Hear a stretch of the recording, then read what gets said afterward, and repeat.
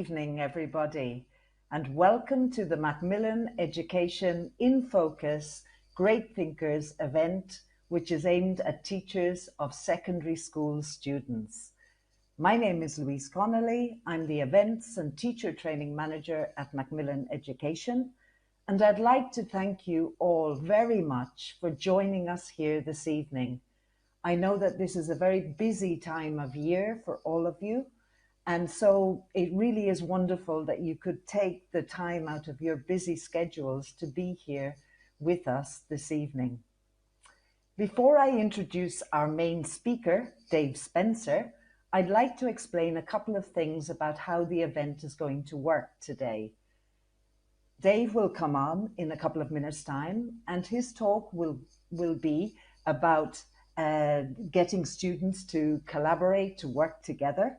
It will last approximately 1 hour, and during his talk, you'll have opportunities to interact with Dave. We're going to launch polls and have your says. Polls are questions with multiple choice answers, and have your says are open-ended questions. And the button will appear on your screen, and all you have to do is tick the correct answer for you in the case of the polls, and write a short answer in the case of the have your says. I'd really encourage you to make the most of this facility. We want to hear from you. At the end of Dave's talk, you'll have the opportunity to ask questions. And for this, we have a facility, which is a button on your screen, which is Q&A. And so you can send your questions and comments via this facility. Again, this is open on your screen. It's actually open from the beginning of Dave's talk. So please, at any moment during Dave's talk, please send in your comments and questions, and we will address those in the 10-minute space at the end of Dave's talk.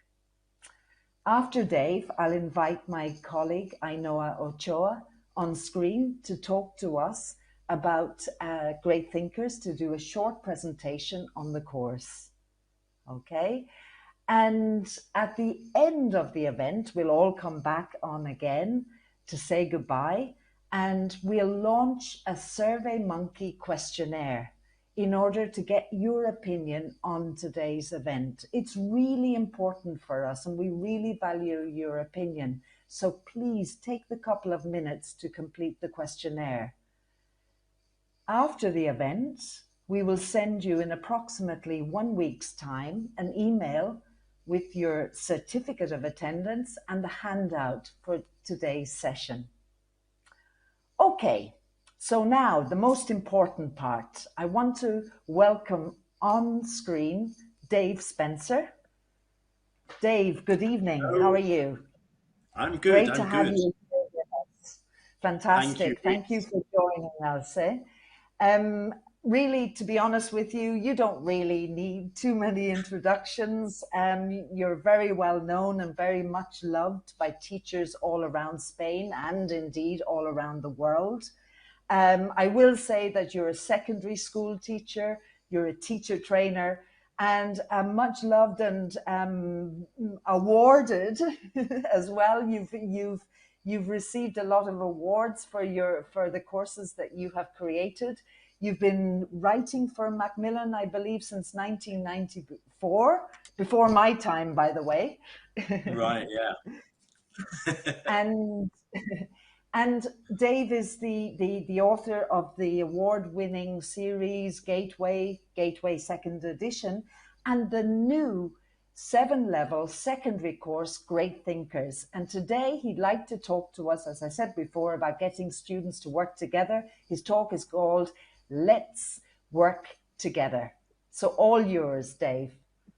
Thank you very much, Louise. As Louise has said, we are always aware that you're very, very busy. As Louise has said, I am still, in fact, in the classroom all the time. Every day I have my classes, primero, segundo bachillerato. And in fact, I should be at a meeting right now, but I'm with you instead today, which I'm very pleased to be with you. And I do appreciate that we're all very busy, particularly at this time of the year. So thank you very much for dedicating some time to this talk. We are talking about working together, and as Louise has mentioned, there will be moments where you can have your say and get involved in a poll. And probably because I'm a teacher, I'll keep on asking you questions, which maybe you just answer yourself at home, speak to yourself, or write your answer down, because I can never stop asking questions because I'm a teacher, right? The talk is about collaborative learning, and I think collaboration is a really, really important thing in the classroom. I'm going to start with a simple question. Is collaboration in learning a new thing? And you don't need to write your answer down, because I think that you are going to answer no, that it's not a new thing. Louise has mentioned that, in fact, I began writing, my first book was Teamwork. And you're probably all too young to know this book. But this was the first book that I wrote, and I started writing it in 1992, 30 years ago. And the title was Teamwork because collaboration is something that I've always been interested in. Working, getting students to work together, getting students to collaborate. And another word that I'm going to use throughout this session today is the word communication, because I think collaboration and communication go hand in hand. And I think that as English teachers, we are very interested in communication. And so that also should mean that we are very interested in collaboration too. Now, collaboration is not new, because if any of you teach, for example, First for Schools or any similar exams, there is very, very often a speaking exam where collaboration and negotiation are essential. This is based on speaking part 3 of First for Schools. And it's the part where students they have 5 different factors, for example, and they have to decide together which is the most important, which is the most useful, which is the most common. And I'm sure that you've prepared students to do activities like this. This is from Great Thinkers B2.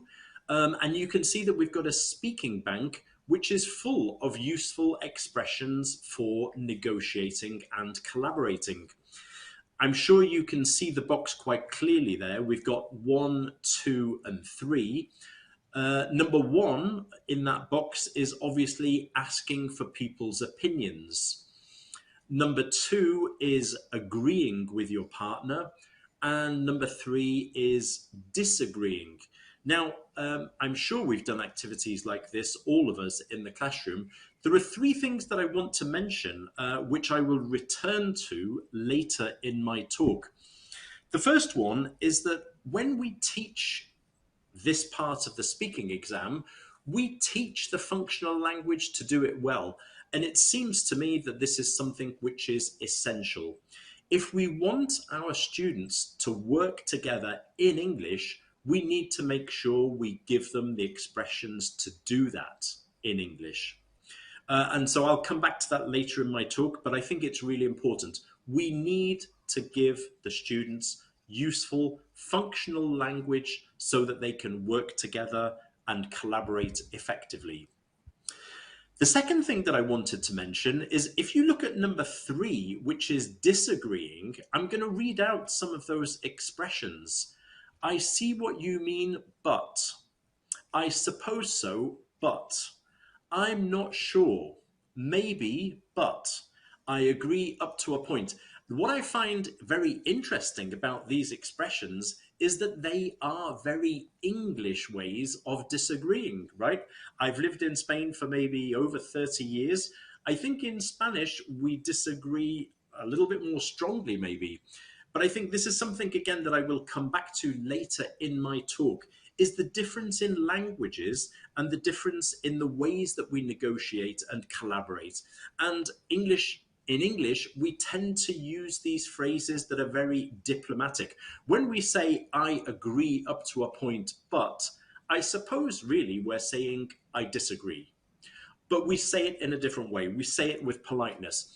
And those socio-cultural differences in the way that we negotiate and collaborate, I think are important and important to teach. And the third thing that I was going to mention about this part of the speaking exam, when you negotiate in First for Schools, is that we always teach our students that it's important in this part of the exam to listen to your partner. And this is a key principle that I will come back to later again in my talk, that when we talk about collaboration, when we talk about working together, we need to listen to our partners. Sometimes we think that collaboration is all about everybody giving their opinion. And yes, it is. But it's also everybody listening to their partner's opinion. So this is a factor that I think is really important and that I would like to come back to later in my talk. So I have explained my position that collaboration is not a new thing in education, but it is true that today in 2022, if you look at educational magazines, educational conferences, I think that we're talking about collaboration more and more and more. I think it's a hot topic. And so what I'd like you to think about, and to, if you can suggest some answers, because I think there is more than one answer, but can you tell me, why do you think collaboration is a hot topic in education today?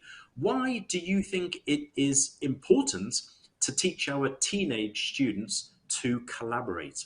Any ideas? I would really, really, really like to hear them.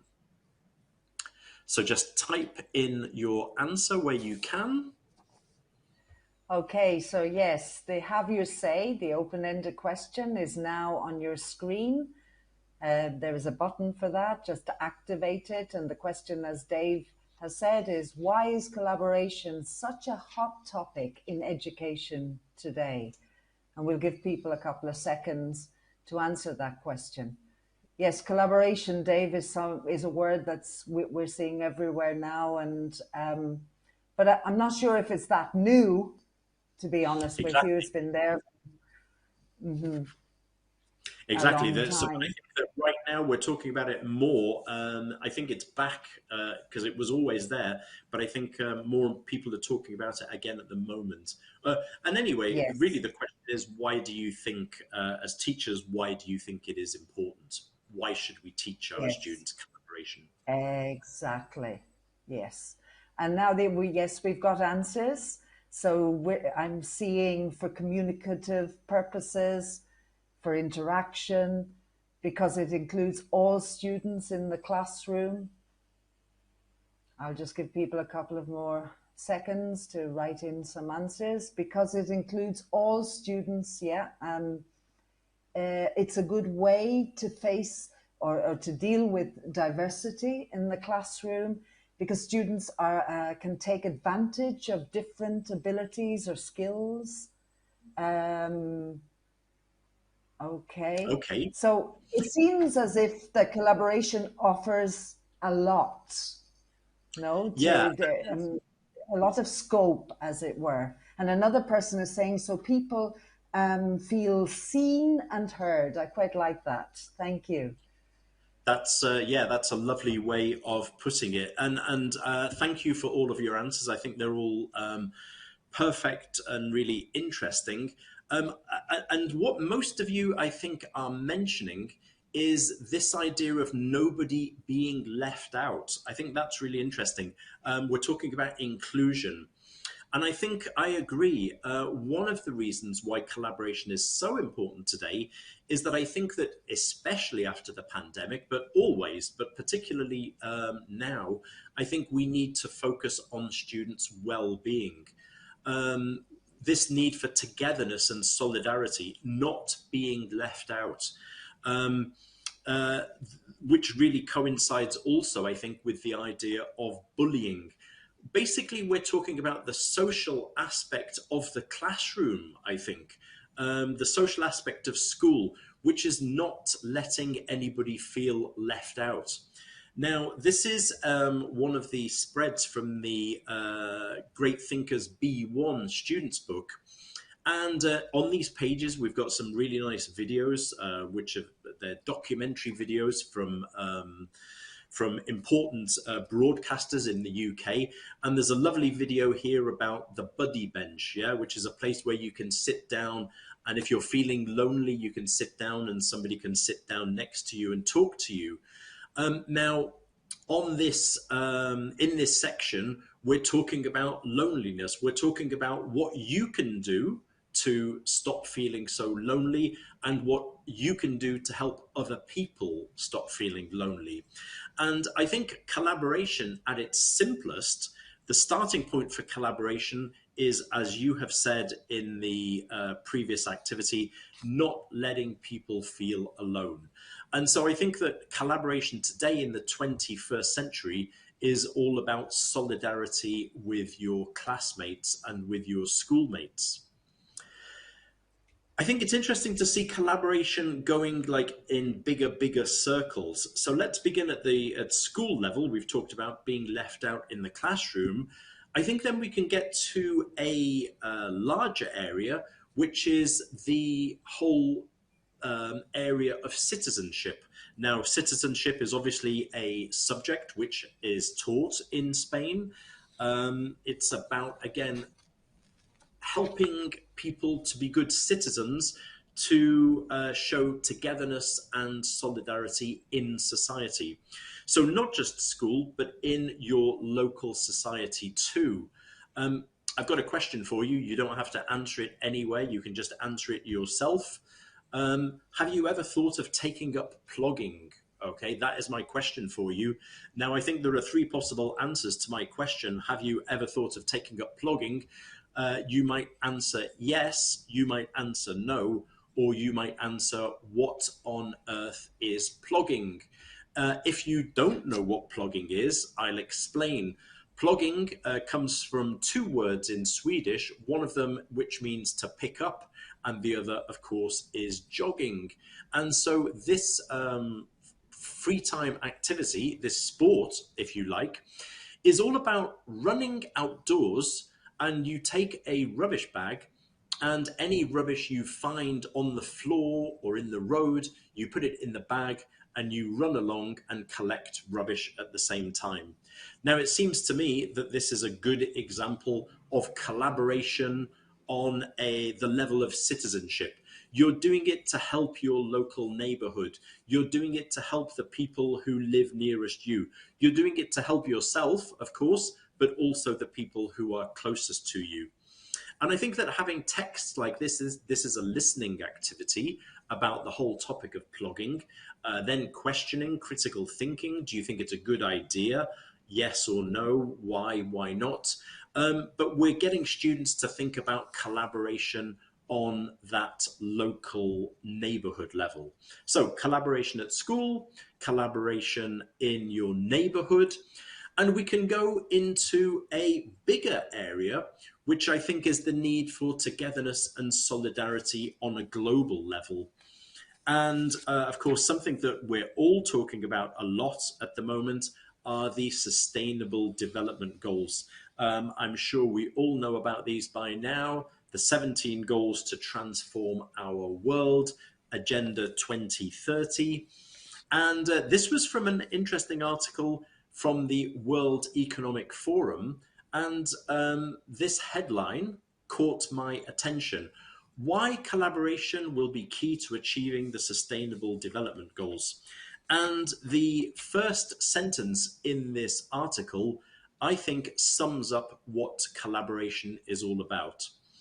By sharing information, resources, activities, and capabilities, we can achieve things together that we could never achieve alone. And I think that's such a powerful statement. It's true in the classroom. It's true in group work in the classroom. It's true in terms of citizenship. and it is true in terms of global citizenship. So I think that this is an interesting way to think about it. And of course, if we're talking about sustainable development goals, which are very, very ambitious, I think those goals are impossible to achieve without collaborating. We need to work together. And again, in Great Thinkers, in that section that I showed you before, in the middle of each unit, we've got these very important tips about how to be a great learner. And I think you can see those headlines quite clearly. Great learners think globally and act locally. So for example, we talked about plugging, okay? If you do something like plugging, you are acting locally and you're thinking also on a global level. Great learners are active global citizens. It's talking about the problem of food waste. And again, if we think about our local neighborhood, we're going to improve that, but at the same time, we're going to improve the global situation. Each little action can make a big, can have a big consequence in terms of the bigger picture. And the last one, great learners show solidarity with others.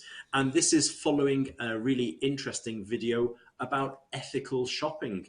So do you care about fast fashion? You buy a t-shirt for €5. Do you care where it came from, why it only costs €5? So getting students to think about these topics. And what we're doing is we're doing these like small local actions, but it's going to mean that we're showing solidarity on a bigger global level, which is what the Agenda 2030 is all about. Another reason I think that collaboration is so important today is that there is more and more emphasis on creative thinking, and creative thinking can often be made more effective when it involves collaboration. Now, again, in Great Thinkers, what we've done is we've looked at the Harvard Graduate School of Education. They have a whole project, Project Zero, which is about making thinking visible. What does this mean? Well, basically, it means following simple thinking routines that can help your students to generate, create new ideas, to think together, to share ideas, and to come up with solutions to problems. If you look at this example, this thinking routine is called Share, Wait, Think, Discuss. And it's very, very simple, very easy to do with your students, although sometimes your students won't do it well because they're not used to doing this, what we're going to see now. The idea is that stage one, you've got a topic. The topic could be about ethical shopping, it could be about food waste, it could be about any important topic. Sharing. Number one is sharing. So one person in this small group shares their opinions, their ideas, and the others simply listen. Now, this is easier said than done, right? In a classroom in ESO or in Bachillerato, because what the others have to do is literally wait in silence, don't interrupt, think about what the first person said. So basically, in our small group, one person is talking, the others are listening, and they're not interrupting. Now, this is a really useful technique for teenagers, and I think you would agree it's probably also a very useful technique for adults, because sometimes when we're discussing an important topic, everybody is talking and nobody is listening.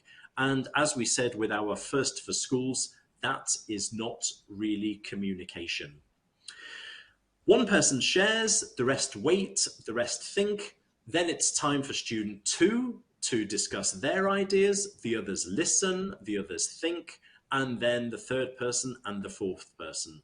And then finally, when everybody has given their opinion and everybody has listened and thought, then the students come up with extra ideas together. In other words, what we're talking about is collaboration in the most basic way, which is talking, listening, sharing, and interchanging different ideas and theories. So very simple, but very important. Now, this is a small section from a very interesting book. If you're interested in thinking skills, creative thinking, then I can recommend this book, Teaching Creative Thinking. And there is a section which talks about the core principles of developing collaborative learners. And there are 4 points, and I think they're all really important and interesting. The first point that this person, Chris Watkins, makes is that collaboration should be in our classrooms a frequent activity. Now, I don't know about you, but for me, pair work is something that I do non-stop.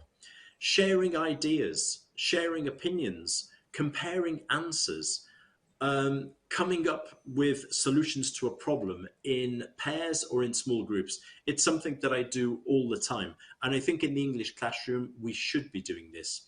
So the first point is to make collaboration a frequent activity.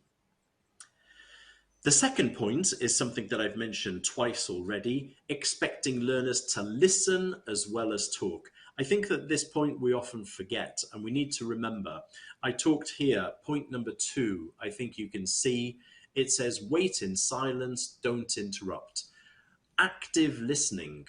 And I think that this is really important. When we are discussing topics, it's not just a question of everybody shouting out, it's a question of one person offering and the others listening and taking turns.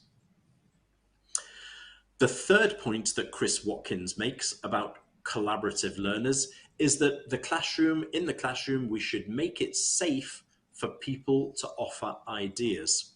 That's why I think in the previous activity where we're telling students not to interrupt is a nice activity, because we're getting students to feel that they have the opportunity to say what they think and that others listen.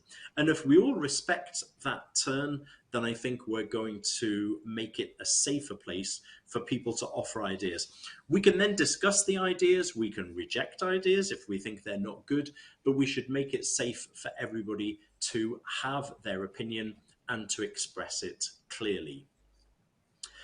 And finally, we've got the idea of requiring interdependence among learners for success.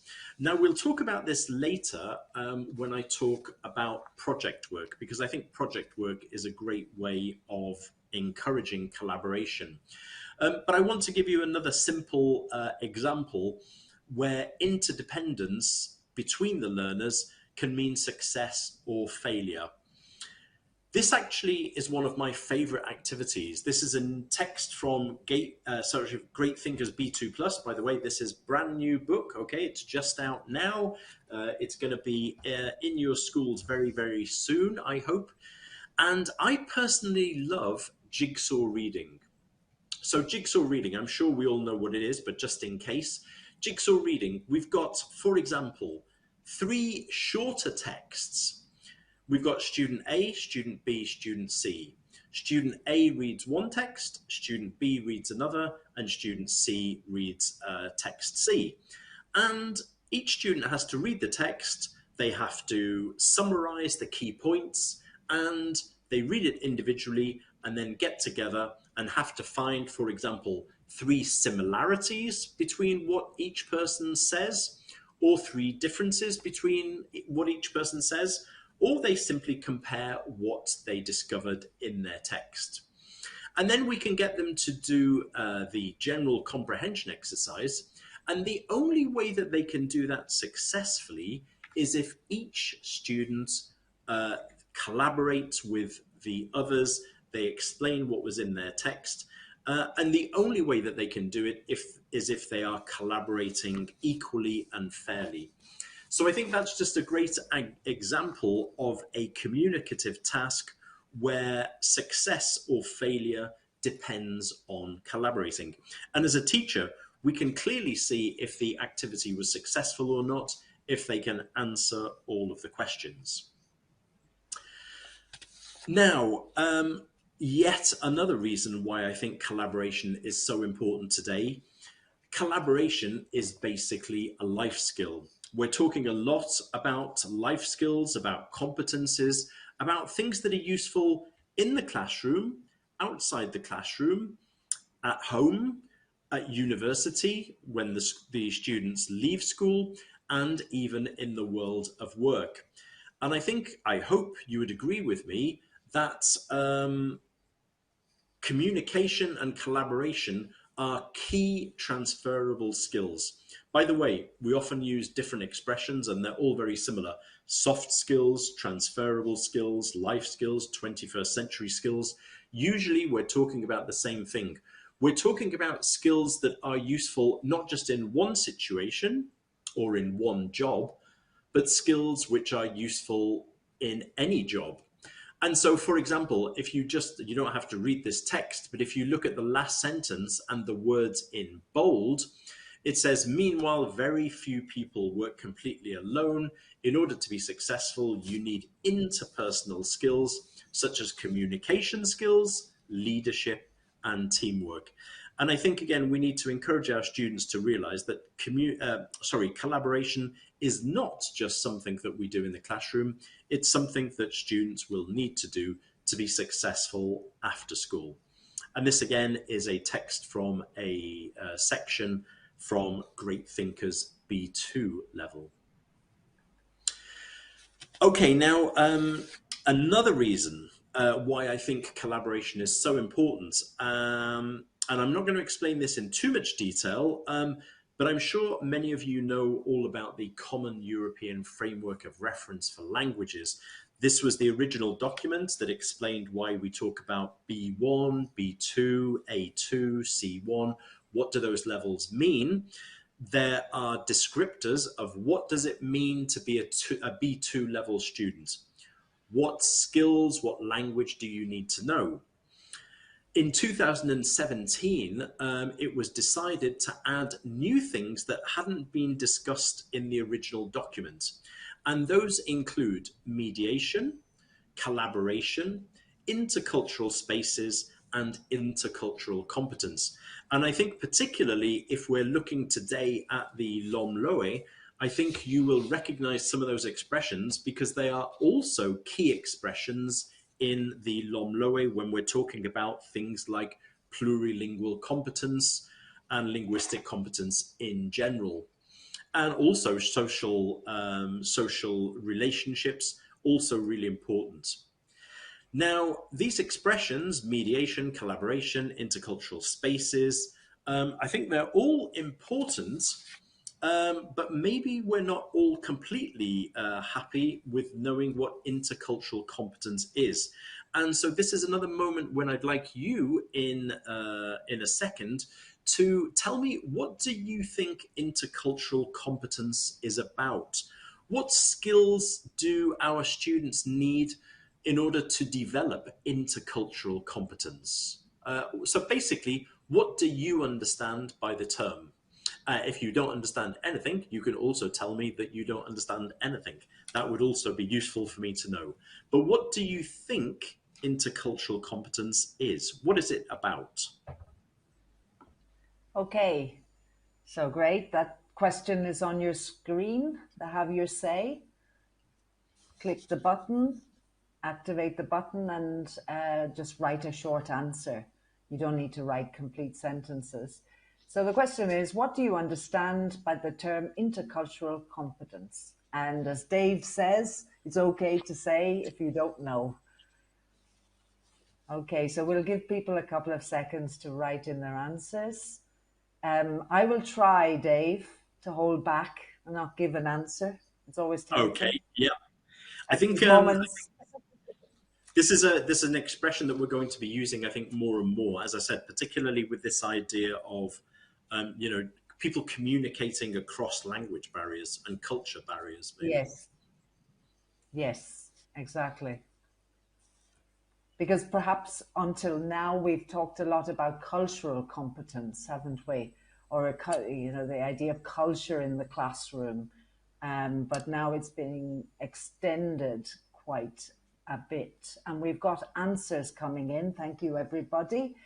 Yes, thank you. One answer is speak with people from another culture in an effective way, being aware of and respecting other cultures. Yes. knowing that there are different ways of doing things. That's quite a nice answer, I Yeah, think. And let's see, knowing about cultural differences. So I imagine the person is referring to the person's own culture and other cultures. Okay. Ability to communicate with people from other cultures. And that's been said a couple of times. So that's great. great. Yeah, these are all really, really good answers. Then they're all exactly yes what we're talking about. Um, I think Louise has mentioned that you will get a handout of the session, but I think this slide will be very useful when you get time to look at it more slowly. Don't worry about trying to grasp everything at the moment.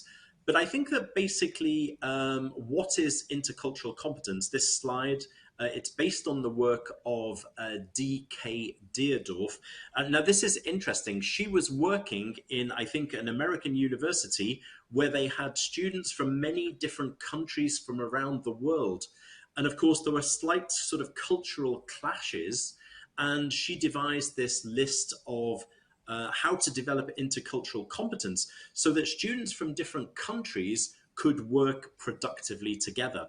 One thing, of course, in many areas of Spain, I'm sure maybe in many of your classrooms, we already have intercultural situations where we've got students possibly from different linguistic backgrounds and different cultural backgrounds.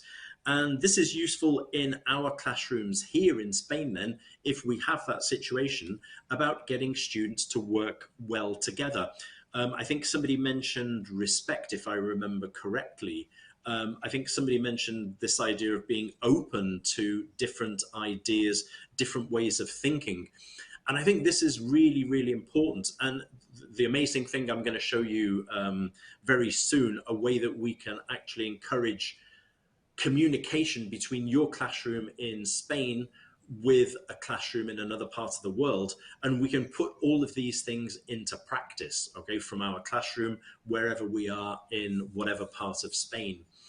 I'm not going to point this out in detail, so please have a look at this later when you receive the handout of the session. But I think that just look at the attitudes, the last section there: respect, openness, curiosity, and discovery. Those are four very powerful words, I think you would agree, in terms of education of teenagers. If we can manage to encourage with our students respect, openness, curiosity, and discovery, then I think we're probably doing a really good job. So I'm going to explain really now how we can do this in our classrooms, how we can encourage this. This sounds very nice, but how do we actually make this collaboration happen in the classroom? So now I'm going to be suggesting practical things we can do to make this happen locally and globally. Now, I think the first thing is obviously, this is obvious but very important. If we want our students to collaborate, we have to give a meaningful context. We sometimes now talk about situaciones de aprendizaje. We need to give situations where our students can learn to do these things. According to the LOMLOE, and it seems like a very sensible thing, let's give this context for collaboration. Now, just a simple example, a stupid example, but if you spent 25 minutes giving a lecture to your students about how we use the present perfect continuous, that is not a meaningful context for collaboration. I think you would agree. I'm exaggerating, but it is important to bear in mind. If we want pair work, if we want collaboration, if we want sharing of opinions, we've got to give good contexts to do that, like my jigsaw reading that I showed you earlier. And I don't know if you would agree with me, but I personally think that project work is just a great context for collaboration. Now, in Great Thinkers, after every 2 units, we have a collaborative project. And in this project, we're linking back to previous units. So we've had a unit talking about sport, and now the project is sport in your country. we're going to give the students the option. We're going to give them a situation. The situation is, we've read about sports in America, and an American student wants to know about sport in your country. Okay, what are you going to talk about? You could talk about famous sports people, you could talk about famous teams, you could talk about sports that have been developed or that are exclusive in your country. So we give the students lots of different ideas.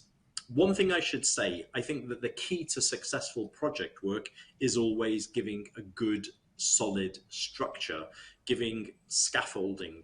So we give the students a starting point, we give them ideas for their projects, and very important, we give them a choice for the type of project that they would like to prepare. They could prepare a poster, they could prepare a presentation, they could prepare a video message, or they could prepare some type of information leaflet. Okay, so we're giving this context, we're giving a context for the students to work together. The next thing that I think we need to do is we need to give them advice about how to collaborate and work in a team. Now, I think this is obvious, but it's something that we don't always do. We want our students to collaborate, and we expect them just to do it magically without telling them anything. And being a practicing teacher in the classroom today, it seems to me that we need to teach them strategies. If you like, instead of teaching, let's say remind them, okay? Let's remind them about ways to work well together. We said before, this is not just a question of English classes, this is something that goes across the curricula. So, for example, when you work in a team, decide the best way to divide the work equally and fairly. Make sure that everyone is happy with the distribution of work. So, we're basically giving the ground rules for successful collaboration. So, I think that's an important starting point. Let's give them a tip about how to work well together. Here's another example.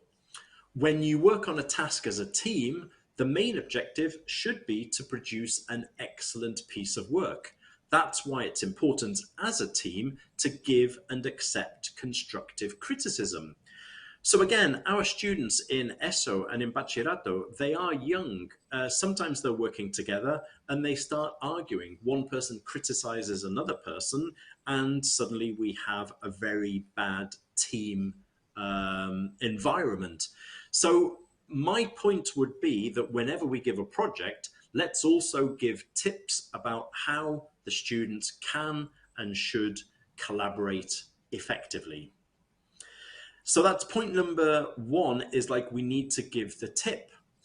The next thing though, and I think this is really important, is that we need to make sure the students have the functional language in English to collaborate effectively. I think sometimes project work doesn't work very well in the classroom because the students start using L1. But we need to make sure then that the students have the functional language in L2 in English. I mentioned at the beginning of my talk the speaking in First for Schools, Part 3, negotiating and collaborating. We always, whenever we teach that part of the exam, we teach them language to do it. And without that language, that function is very difficult. So I've got a little question for you then. I suggested that this is a good tip for our students. When you work in a team, decide the best way to divide the work equally and fairly. Make sure that everyone is happy with the distribution of work. My question for you is, what do you think would be a useful expression? You can give me just one expression that you think would be useful for your students to know in order to carry out this function. Okay, so functional language, what would be useful for the students to know? What do they need to say to one another? Okay, so again, this is a have your say. The button is on your screen, activate it and write one word answer, as Dave has just said. What functional, one or a couple of words, what functional language would be useful for our students to know in order to do the following task? And you have the task on your screen. Collaboration when you work in a team, decide the best way to divide the work equally and fairly. Make sure that everyone is happy with the distribution of work. So what functional language would be useful to So do I'm kind of this? thinking of a short phrase, yeah, something that Yeah, you would like your students to say to one another, so that they don't have to do it in their own language. okay. Can I say something? Can I give an Definitely, example? You know me, I'm always absolutely. kind of wanting to answer, You but want to I'm play? just thinking, I want to take part, definitely. I want to be part of it. Um, I'm thinking, well, if they're working together, language such as, what do you think about this idea? Or, oh, that's a really good idea. Or, yeah, I won't Yeah, say anymore. Sorry, I'll get yeah, yeah, carried yeah. away. Those are great So think examples. Yeah, of, so everybody think of actual language that the students would use.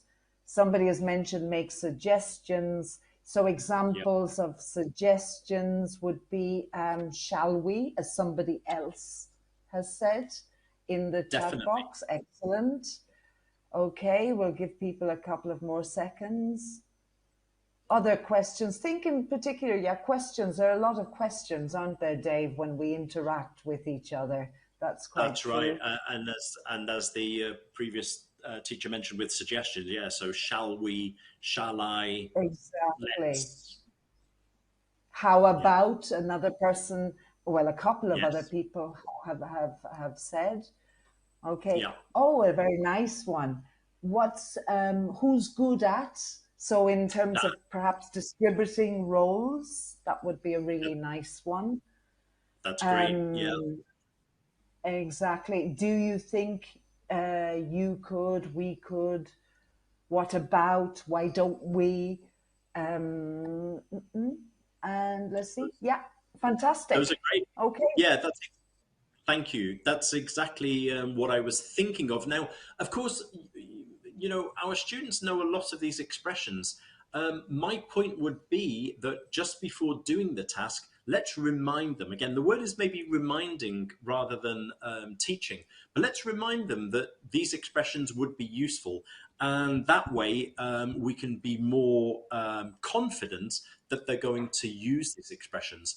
Here are some expressions that I've put, and they're similar to yours, I think. So, who wants to do this? Okay. Are you happy doing this? Can I do this? Okay. I'd like to do this. The word volunteer, very good word for to teach our students. Yeah. Can I volunteer for this? And something that I think you've mentioned previously, why don't I do this? Why don't you do this? Why don't we do this?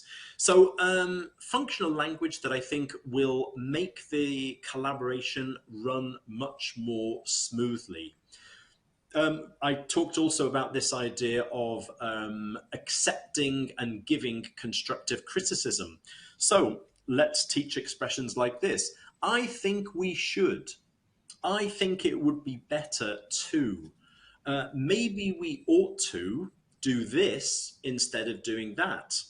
That's a good idea. Let's try. Let's see if it's better to. Um, so, what you'll find in Great Thinkers is that each time we give a project, we remind the students of a particular collaborative tip, and we also remind them of the language in English to be able to do this smoothly and effectively. Now, time now for a quick poll, and I kind of think I know what the answer is going to be to my poll. But my question is, how often do your teenage students collaborate in English with teenagers from other countries? So, would your answer be A, often? Would it be B, rarely? Or would it be C, never? So, what is your answer there? Often, Okay. So again, on the screen, you've got the poll. How often do you think your students collaborate? How often, sorry, do your students, not do you think, how often do your students collaborate in English with teenagers from other countries? And the answers are coming in. but we'll give a couple of seconds for people to answer. Often, rarely, never. Now, at the moment, Dave, the majority are saying rarely, but that might change. Yeah. Followed by often and never. So let's see, slightly changing too, but we're still with rarely. Okay, give a couple of more seconds. Yes, definitely. 60% are saying rarely, followed by 30% never, 9% often. So the majority are saying rarely, followed by never, followed by often. Okay, thank you, everyone. Yes, thank you. And I told you that I kind of expected that I knew the answer, and I would say that that was what I was expecting. So basically, 90% is, it seems to me, 90% are saying rarely or never. And that doesn't surprise me because it hasn't been very easy to do that. Now, what I want to talk to you about now is something that I think is really, really, really exciting. I mean, I've been writing books for 30 years, and we've got something now that I think is a really, really new idea that can really make a difference, I think, to your students. When we get our students to produce a nice product when they're doing their project work, I usually get my students to share their project with the rest of the class. Maybe sometimes I get my students to share their project with another class in my school. But usually I don't have the opportunity to go much further.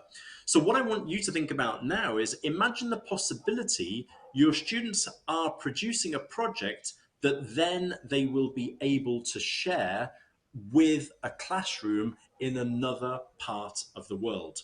Now, this is what we call in Great Thinkers the virtual classroom exchange.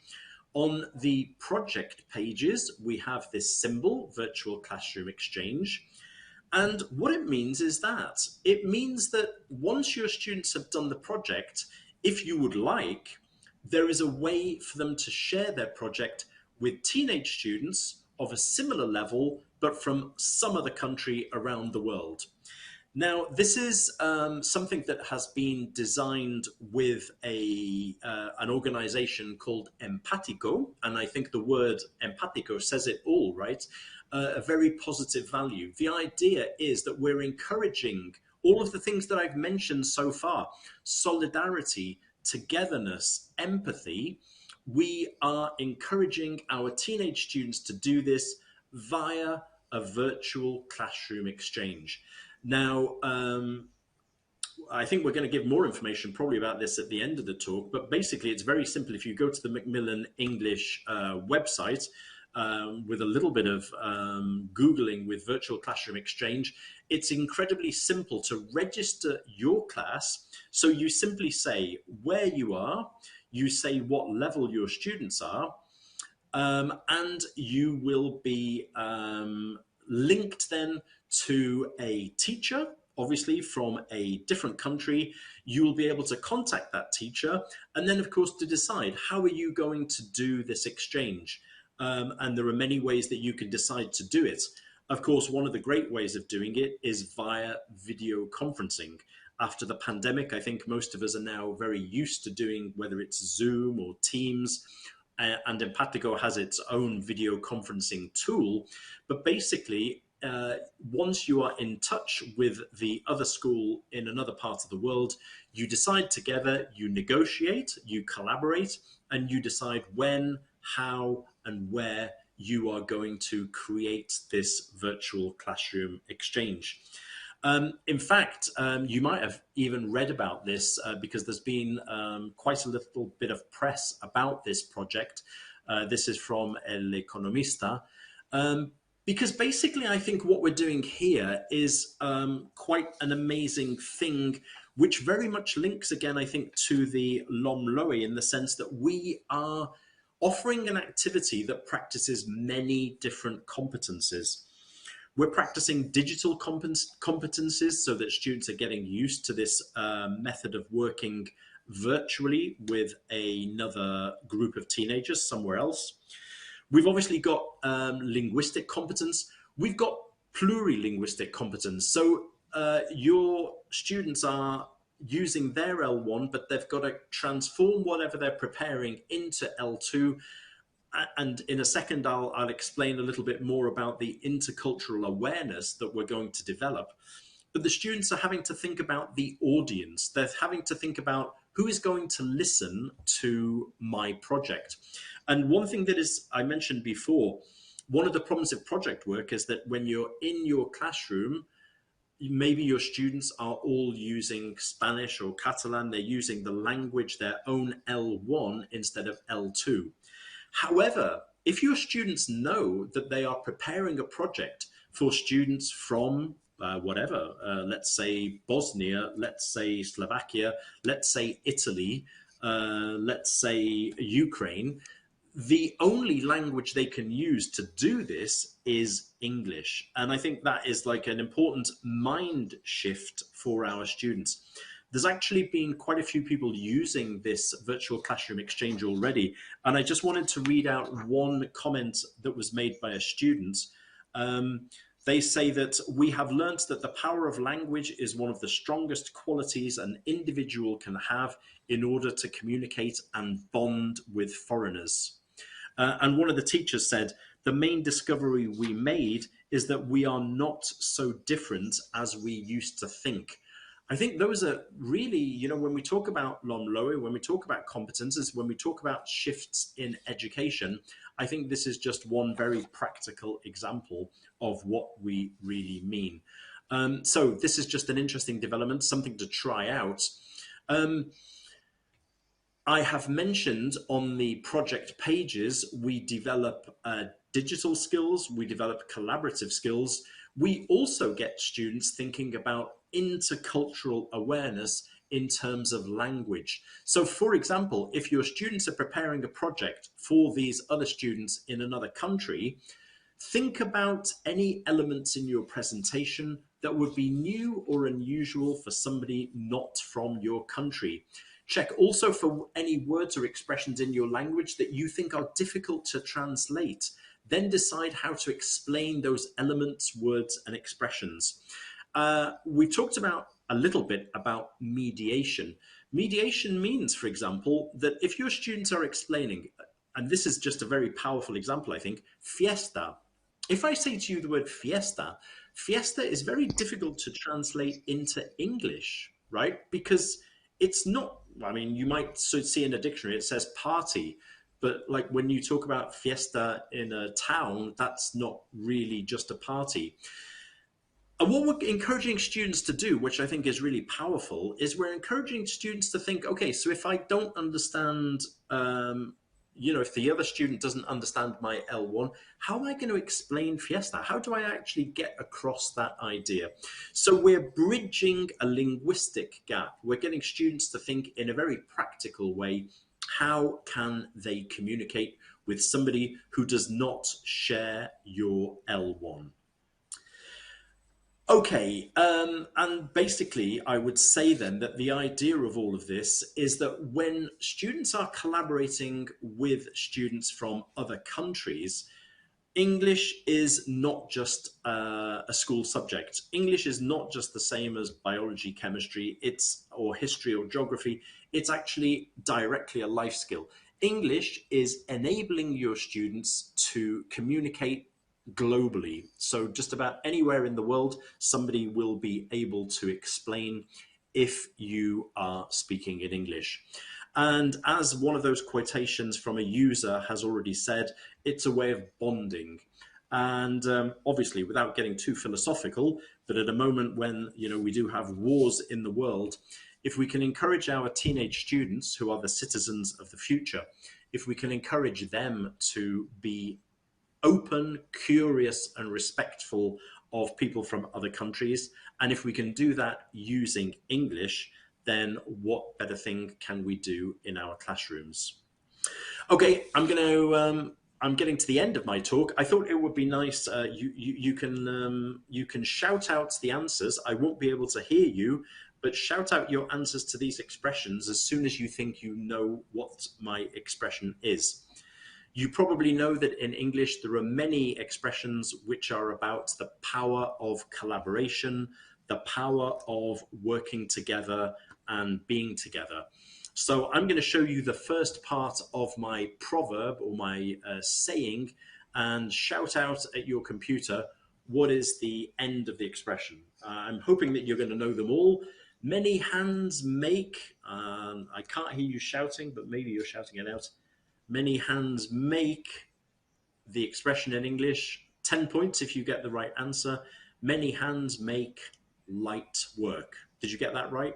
I hope so. Many hands make light work.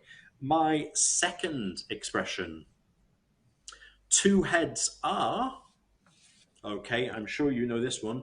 Two heads are, by the way, I think these are all useful expressions to put on your classroom wall so that your students can learn them, okay? So two heads are better than one. Okay, I've got two more expressions, I think, or maybe three. Hold on, no. Here we go.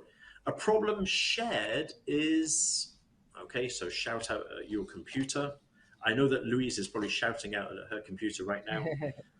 A problem shared is a problem halved, of course. I was tempted, Dave. I was tempted, believe me. I know, But I thought I I'd know you better not. will. I know you will, Louise. I wish I could hear everybody shouting out at home. But anyway, this is a lovely expression, which is from, I think, a Japanese author. Individually, we are one drop. Together, we are. Louise, do you know the answer to that one? I actually don't. I'm sorry, I've got It's a not. blank, but I love it. It's I not know the really. idea, the concept, but Yeah. Well, in fact, the answer, which was, I think it's quite nice. Individually, we are one drop.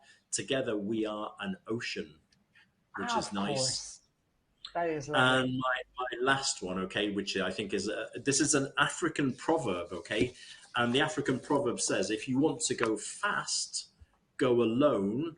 If you want to go far," Louise, I'm going to put you on the spot. Do you know the answer to this one? I think I know. Go together. Well done. Absolutely. 10 points to Louise and all of you shouting it out at home. That's a lovely proverb, isn't it? You know, if you want to go fast, go alone. If you want to go far, go together. And again, I think we can all learn from an expression like that. So I think I've come to the end of my talk. I believe we've got questions now, right? Yes, Hopefully. and thank you very, very, very much for that. I love the last idea about putting the phrases around the wall because, Yeah. I think to date we put a lot of functional language phrases on our walls, but this, when we're now talking about going beyond the purely linguistic and encouraging the development of non-linguistic skills and competences, as you say, interculturalism, mediation, plurilingualism, collaboration, critical thinking. So all of these expressions that you've just, or proverbs, are totally relevant, and I think provide for an incredibly rich language classroom, and within which, as you have said, we can foment a whole range of transferable skills, which are That's right. And relevant to all parts of the curriculum. See, That's right, yes, particularly in English. I mean, I think the great thing about English lessons, I think most of us, I think I'm right to say that most of us, we do encourage pair work and group work throughout our lessons, and even just two heads are better than one. I mean, whenever I do a listening exercise, I get the students to compare their answers before they give them to me. And by sharing, we're building confidence, we're building solidarity between the two students too. So even on very simple activities like that, two heads are better than one. absolutely, absolutely. And just a reminder to everybody, you've got the Q&A button on your screen. If you want to send in any comments or questions, please do. Although, Dave, your talk was so complete and as ever, wow, you have this ability to bring all of these strands together in such a clear, precise, Thank motivating, inspiring way, I would say. So you kind of leave us without many words to add You can just to say hello. If you want to say hello in the instead of asking a question, you can say hello. exactly. There is a question about the virtual classroom exchange. What, how do you manage the weaving in of the lessons into, well, the class and to the class throughout the year? Do you have any advice on that? Oh well, the way that the idea has been set up is that, as I said, at the end of every 2 units, we've got this project which links back to the unit, so it's all integrated. And then it's through the project work that we're collaborating. So we're getting the students.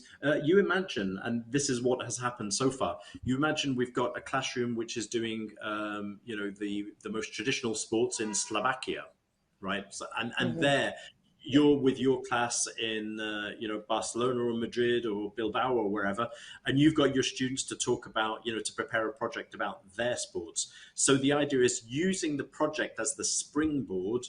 They're going to compare, contrast, learn about what their school partner, their school exchange, if you like, they're going to learn about what they've prepared.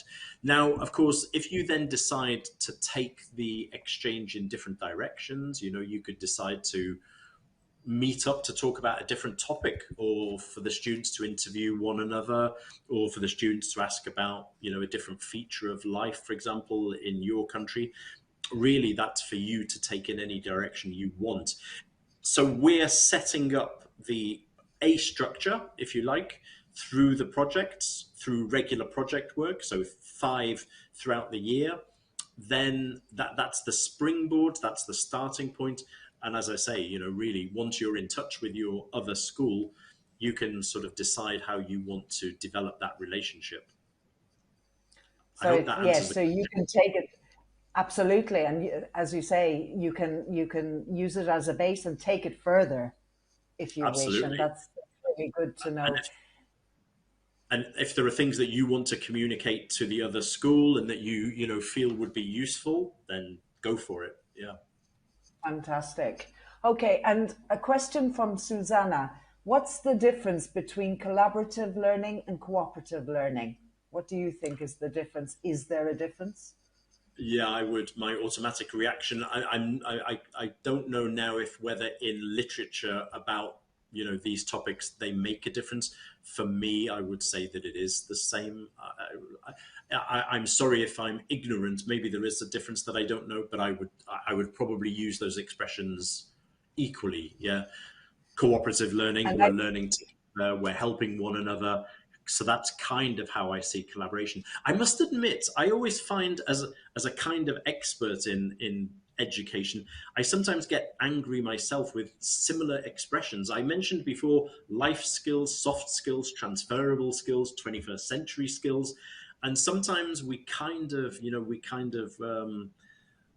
rightly we get confused because we start thinking, well, is it different? And I think the similarities are so strong that maybe there's a small difference, but I confess that I wouldn't know if there is a significant difference. For me, they would be interchangeable. yes, and I think they are being used interchangeably. I know that some years ago that um, cooperation was more associated with primary age pupils and collaboration with secondary. But to be honest with you now, it's not so much the word itself, it's the actual, it's what you do, I think, and how we Absolutely. encourage this, Yeah, and I in the think, classroom. I mean, between cooperation and collaboration, for me, the message is equally important and equally strong. Yeah.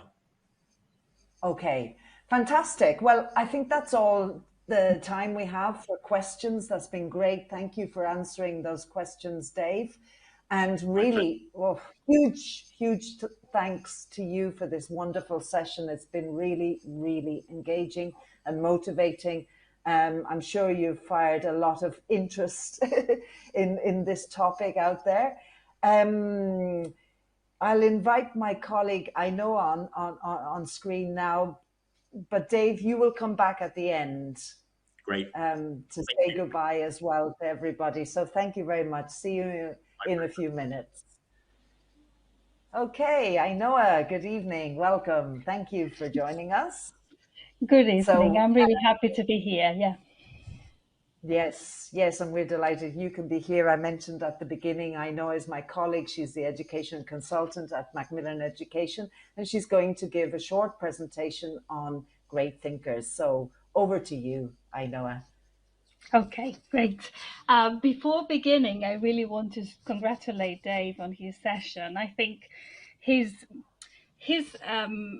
shown how important it is, collaboration in the classroom, and also, all the things that need to be taken into account to do collaboration in the classroom, and also show that great thinkers has lots of tools to, work on that collaboration. So congratulations, Dave, as usual.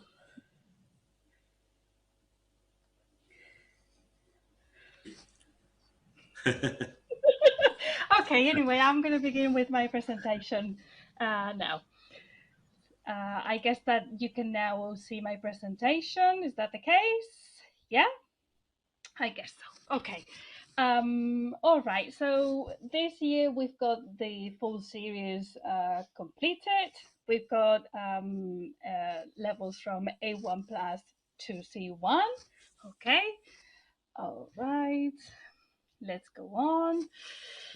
Okay, so you can see a photo of Dave Spencer over there. What can I say about him?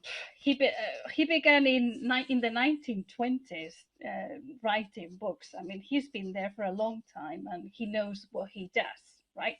And he did teamwork, Macmillan Secondary course, Gateway, great thinkers now. Anyway, all of them. I think that everything he does has like a stamp of success or guarantee quality stamp. Okay, so Great Thinkers is based on the on Gateway, right?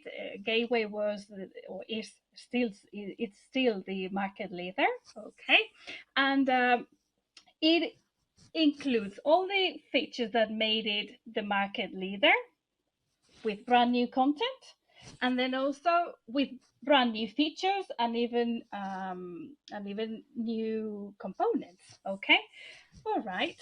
So let's see a bit more about Great Thinkers. I do, yeah. Okay, so Great Thinkers integrates thorough external exam practice, right? All the units include integrated external exam practice, right? It's integrated there in such a way that you're practicing exams, but without realizing it, right? Because remember that we've got teens in the classroom, and if we do something dry, we're gonna lose them completely. So we need like teen appropriate materials, and Great Thinkers are teen appropriate materials, right? So we're doing exam preparation, but with topics which are relevant to teams. Okay, and then maybe you don't recognize each of the external exam practice activities within the course, but you have an exam mapping in the Teachers Resource Center, which tells you, okay, so here you're practicing part 1 or part 2 or whatever. Okay, and then we also have, across the whole unit, we've got exam tips that make students reflect on the best approach for each of the exam tasks, right? So you've got, for example, here a little box. I don't know if you can see my mouse, probably not. Anyway, so you've got exam tip box there with a question, right? And if students need further help on that, in the Teachers Resource Center or Students Resource Center, there is like that exam tip, like broken down into different steps, so that all the students get all the strategies they need to succeed in exams. Okay, we also, apart from that, every 2 units we've got exam success section with further practice on each of the parts of the exams, right? And also in the workbook there is exam trainer with more practice. And if that is not enough, in the Teachers Resource Center and the Students Resource Center, there is one practice test. Okay, so there is a lot of exam practice if that's what you need. If not, you can always use Great Thinkers as a general English course book. All right. Okay, so as Dave said before, we've got in every unit we've got a culture exchange box, and in that box we've got some information from English-speaking countries, and we always have some aspect of culture there, right? And always every 2 units we've got a project, and we can extend into that aspect if we want to, right? So for example, here it says jobs for American teenagers. That is totally different. In Spain, not many teenagers work because, I don't know, it's a different culture. So it's good that teens know that in other countries, teens do work, right? So as Dave has explained during his session, the projects are very organized. There is a starting point, there is a project task, research, and they have to think about the whole process, right? But if this is not enough, and because you always have students in the classroom who probably struggle a bit more and need a bit more support, in the workbook, I don't know, oh, what's happened? I think it has moved. Oops. Sorry. Oh, sorry. Here. Okay, so in the workbook, sorry, yeah, in the workbook there is one page with more scaffolding of each of the projects, so that those students who struggle can do the project too. Okay, and also apart from that, there is one page for evaluation for the projects, because after doing a project, the ideal thing is that the students reflect about how they did it, what the project was like, what they found difficult, etc. Right? Okay, and also, as Dave said, we've got a virtual classroom exchange. I would say it's a unique tool that no one else offers right now, linked to the projects in the course book, right? So because this virtual classroom exchange turns the projects into real world, right? Because you really have the need to communicate with students from another country. It's not just like you do a project and that's it. I don't know. Oh, sorry. No, because I don't know. It seems I am having problems, and my presentation just like goes and comes. Anyway, it seems it's there.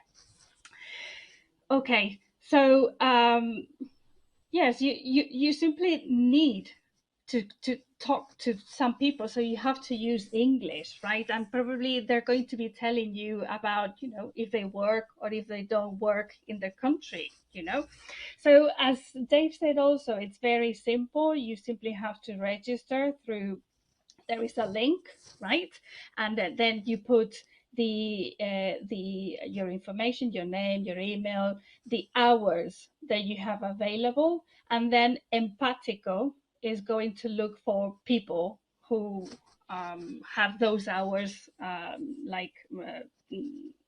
to work on the project too. So, and then if you have a match, you get an email, and you can get together with the teacher and you can plan on the project, on how you want to do the virtual classroom exchange.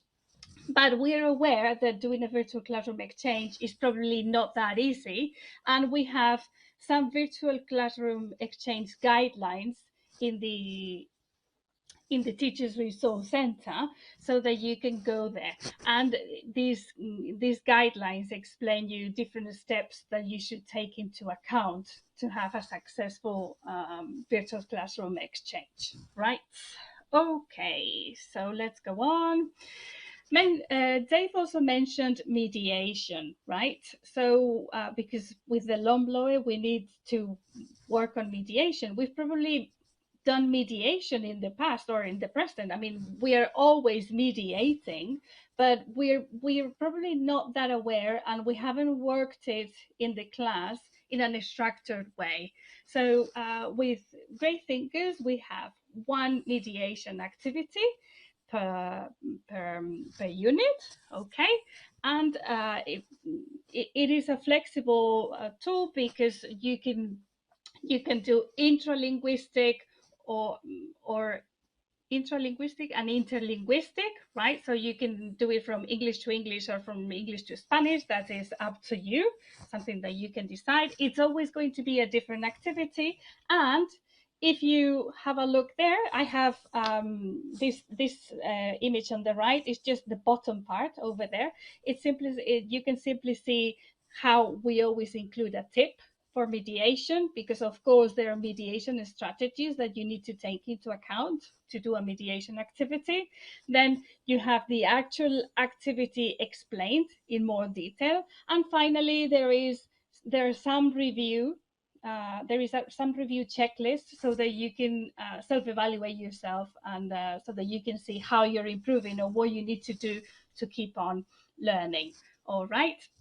Apart from that, apart from those worksheets, in the cultural in the collaborative projects, there are also some mediation skills needed, and I think that we did see an example in Dave's presentation or session, right? So in here in the intercultural awareness or academic skills, we are going to be using mediation skill, right? So also Dave Spencer also mentioned the Great Learners, Great Thinkers spread. I think this is a unique spread because it works on critical thinking, it focuses on critical thinking, and also on social and emotional learning. Both skills are really super important, and especially I would say after the pandemic, right? Teens have lived for a few months just like totally isolated from the world. So dealing with all the emotions, etc., that is key. All right. So in this spread, we always have this spread in more or less in the middle of the unit, and we have topics like social awareness, personal growth, environmental impact, managing emotions, cultural awareness, right? So in general, I would say that it's really aligned with the Sustainable Development Goals and also with the LOMLOE, okay? This section always begins with a video. So it's video driven. And in this video is thought, or we used it so that it sparks curiosity on the students, right? Because more or less, we could say that this spread works as a learning situation, right? Because there is a situation, and then at the end they have to do like a task, right? But before we do that task, we see the video, we do some visual thinking routines, activities to develop our critical thinking. We probably read a text, and finally, like here, you've got this green box over there, this Great Learners box. There is a task for us to do, and for example, in here it's about the video is about the greenhouses in Almeria, right? The greenhouses in Almeria are full of plastic, right? But we have to take into account that probably, I mean, all of us in Europe eat fruit and vegetables from Almeria. So there is a big issue there. So we are raising this issue so that, students can think about this topic, and maybe we're asking students what we can do to think globally and act locally, right? Okay, so apart from that, in the students book we always have 8 pages that on literature and analysis, right? And they're linked to a reader. This reader comes with the student's book, right? But it's not a physical reader. It's a digital reader, and you can access to it through the digital materials, right? Literature analysis is very thoroughly treated. There is background analysis, character analysis, genre analysis. I mean, all of that. It's really well worked.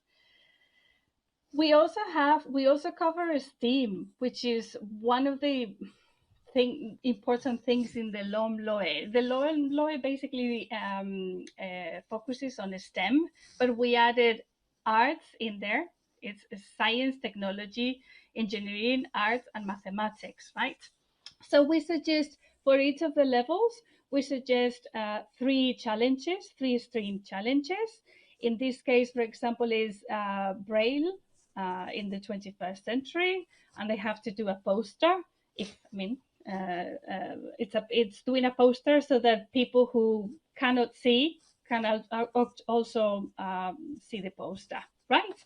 And what I really like about this section is that we always have one box about women in engineering or women in arts, etc. So we are giving examples to teenagers of women have made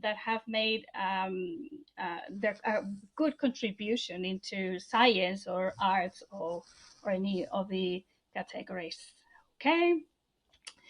And finally, the components. Okay, so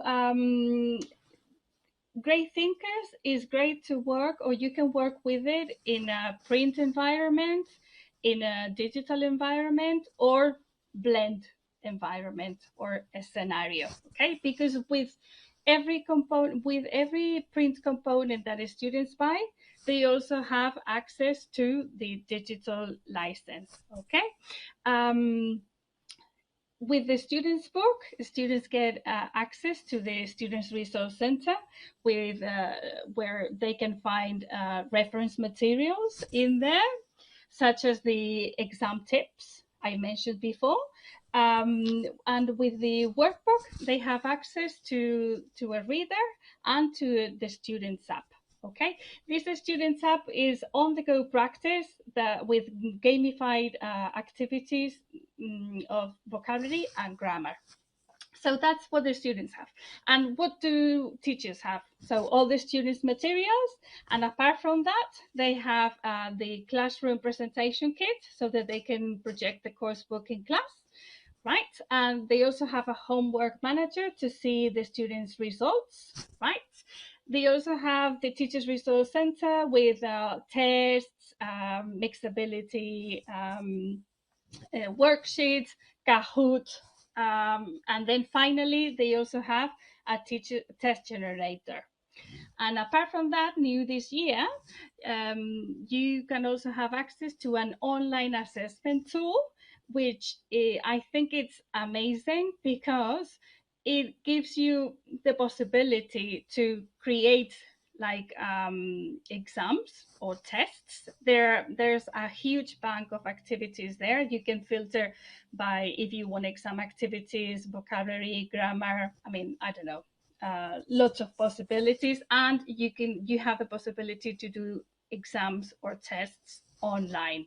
Okay, and finally we have the Let's Get Digital, which provides ideas to develop the digital competence with great thinkers.